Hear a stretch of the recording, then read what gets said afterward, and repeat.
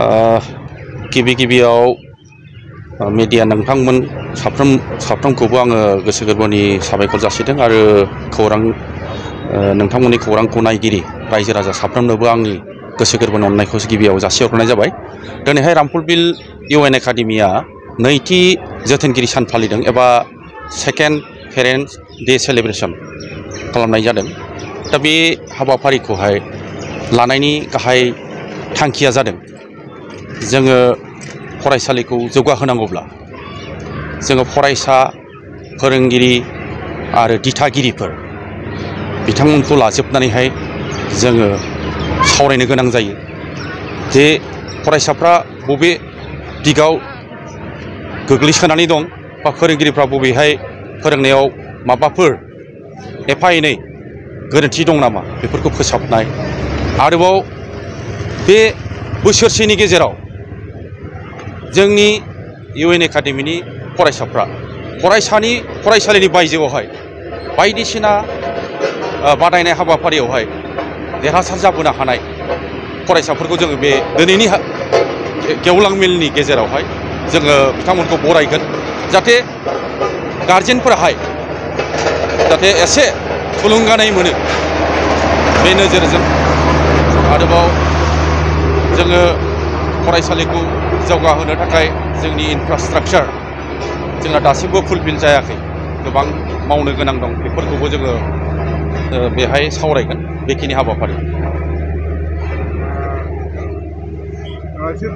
जोथोनगिरिफोरा फरायसाखौहाय सासे माने गाहाम फरायसा खालामनांगौबा माबायदि जानांगौ?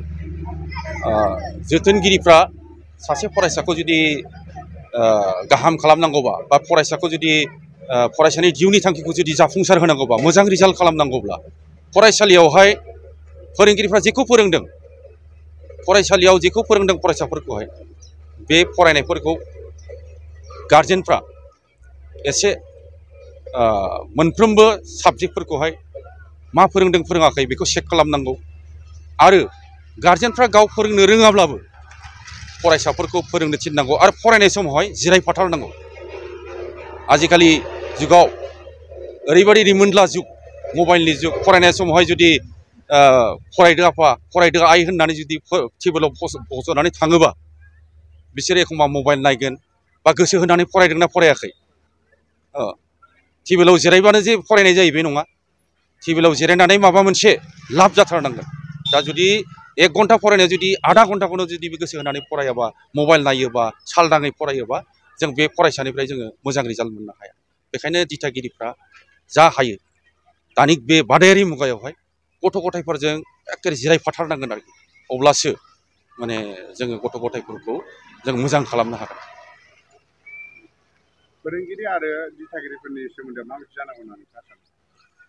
फोरोंगिरि आरो दिथागिरिफोरनि गेजेराव ओरैबायदि खाथि सोमोन्दो थाथारनांगौ, ओरैबायदि खाथि सोमोन्दो थानांगौ।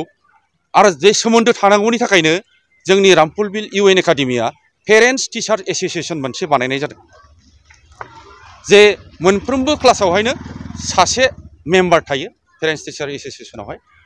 जोंनाव माने नार्सारि केजि 1निफ्राय क्लास 10सिम गासै 12सा मेम्बार्सफोर थायो।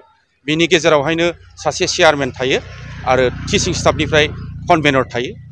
दा बिसोरो जे मोनफ्रोमबो क्लासनि मेम्बार्सफ्राहाय मासाव खेबसे रिपर्ट होनांगौ चेयारमेननो, जे सोरबा फोरोंगिरिया नट्स होनाया गोरोन्थि जादों नामा, सोरनिबा बुजायनायखौ गथ'फ्रा बुजियाखै नामा, बेफोरखौ माने ओइदिनखालि रिपर्ट होलायलायो प्रत्येक दानावहायनो। आरो बिथांमोनहा एक्सनखौ डाइरेक्ट लाया, जों एसएमडिसिनोहाय बेखौ प्लेस खालामनानै होयो, जोंनो माने खिन्थायो। अब्ला जों सोरबा फोरोंगिरिखौ बुंनांगौबा फोसाबनांगौबा जोङो बिथांमोनखौ बुङो। दा बेफोरबायदि खालामबाय थानायनि जाहोनाव बा बिदि खालामनायखायसो हयथ' जोंनाव 100% रिजाल्टआ दिनैसिम फैबाय थादों होननानै आं फोथायो। खारन थांनाय बोसोराव जोंनियावहाय 100% पास जादों, बेनिबो आगोल बोसोरावबो 100% पास जादों, जोंनाव सेकेन्ड डिभिजन जाजोबदों, बेबायदि आरोखि।